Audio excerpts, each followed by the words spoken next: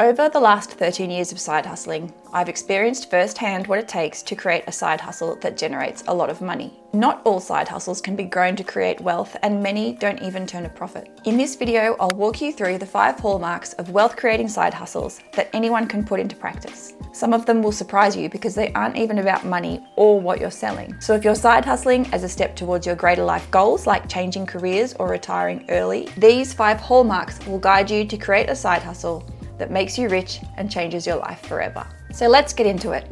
Number 1, wealth-creating side hustles are original. You've probably seen it again and again when a trend takes off and suddenly you see that product in every shop. You've probably thought, wow, this product is really popular. I wonder if I can sell that too and get in on the action. Unfortunately, that is rarely a good idea because once you see a bandwagon, it's usually too late.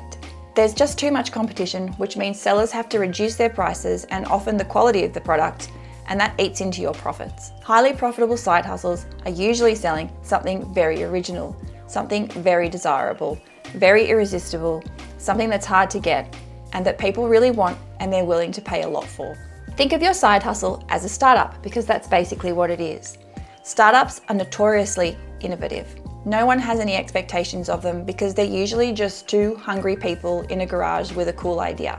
They can take more risks and be more disruptive. So how do you come up with your very own original side hustle idea? Well, first of all, you need to be very careful what you consume and who you spend time with. What you look at and what you read matters. Whilst you want to know what's going on in the world, spending too much time on social media, for example, can set the agenda for what you think is possible and for what you think you have to do to be successful, and it will make it hard for you to be innovative and creative. It might not make you feel euphorically excited and keep you awake all night, but it kind of just keeps coming around again, prodding you and staying in the back of your mind, and when you ignore it, it just comes around again in different clothes until you notice it. And just remember, if you are going to sell something that other people are selling, you need to do it in a way that is more innovative.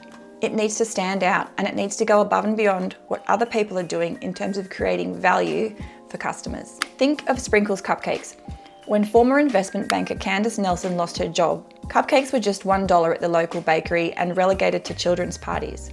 No one was going around thinking that they wanted a more expensive cupcake. Candace elevated cupcakes by finding the best and freshest ingredients and the best recipes and a great customer experience in store. She ended up creating the world's first cupcake bakery, and against all the odds, including low-carb diet trends, they became a runaway success. Number 2, wealth-creating side hustles have to move fast. So, you've decided to start a side hustle. You might not be making a lot of sales yet, and you might not be turning a profit, but your early customers, the innovative ones, have found you and they really like what you're doing. There aren't many competitors around, but you've realized you're onto a good thing. This is a key time because the next step is really crucial. This is when the business takes off and starts to grow noticeably. Now you're making a good profit and you have more sales and competitors are starting to enter the market. The game is on, and this is the part that will make or break your success. Remember this, you need to be able to move fast enough to serve a fast growing customer base. The faster you can serve them, the faster you will grow. These are the key things you need to do. Make sure your marketing is simple, sharp, and targeted to the right people. Give customers a really positive purchasing experience. Fill customer orders quickly. Delight customers with what they receive from you. And do this all in very high volumes. Because your side hustle is novel and very irresistible, other people will notice this and they'll want in on your success. Competitors will want to ride in your slipstream and come into the market and start selling what you're selling. This is especially the case if you have no patents or intellectual property or anything like that associated with your product. There's nothing to stop anyone selling what you're selling. So you'll need to be able to move fast to get to the top of the product life cycle and realize all the gains. History is littered with stories of companies who couldn't serve and grow their customer base quickly and effectively enough, and the competition came in and did it better and faster. So some examples of this are Google versus Yahoo, Nintendo versus Atari, Facebook versus MySpace, and Apple versus BlackBerry. If you have any other examples that you can think of, pop them in the comments below because it's very interesting. Number 3, wealth-creating side hustles are scalable and passive.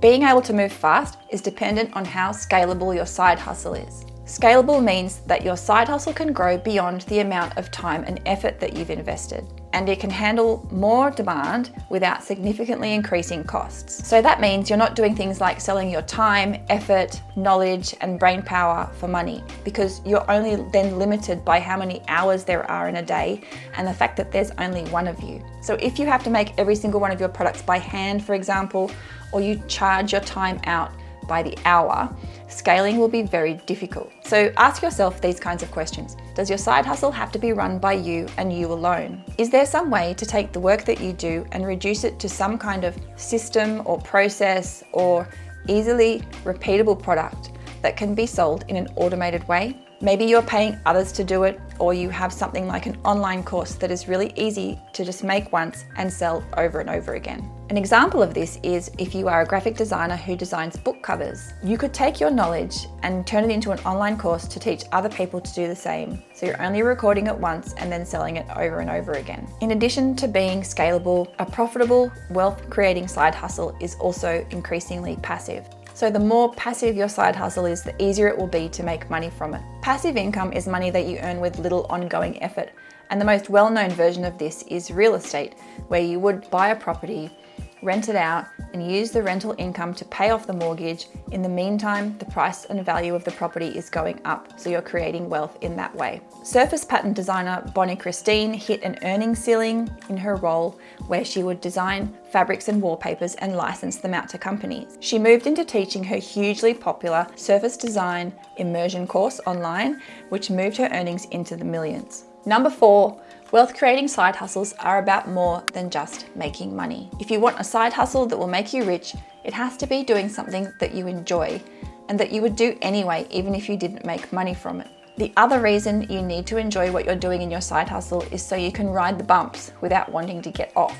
What I mean is, if you're doing something that you enjoy, you'll ride through the hard times like they're just a small blip in the road while everyone else just gives up. Many of the world's most successful entrepreneurs and creators started out by making something that they personally wanted and needed. They were just trying to make their own life better and ended up helping so many other people in the process, and that made them wealthy. A great example of this is Scott Farquhar and Mike Cannon-Brooks from Atlassian. They created software for themselves to make their own help desk run better, and what they created was actually the early version of Jira. Because you're creating from a place of knowing the pain points and the difficulties, and you're creating something to address this, you're not so focused on just making money, and this actually inadvertently can set you up for big success. You're much more likely to hit on something that is genuinely helpful and useful to people. So to be rich, spend your days doing something that you enjoy, that gives you meaning and purpose, and that creates value for other people. The journey has to matter more than the destination, and how you feel has to matter more than how much money you have. And who you are has to matter more than what you get. Thanks for watching. If you enjoyed this video, please like and subscribe.